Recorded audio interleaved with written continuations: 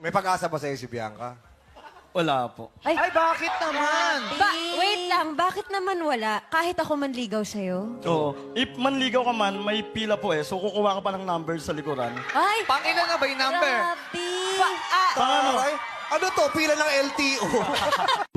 Ganun yung mga nagkakagusto sa akin, nakakuha pa ng number, tapos pipila pa sila. Pangilan ako?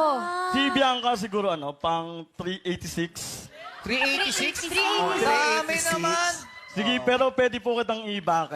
Ako na lang, isisingit na lang kita sa pangalawa. Anong maipagmamalaki mo sa mundo? Itsura, wala nang ibang sagot. One of my assets sa face ko is ngipin. Yung ngipin? Patingin.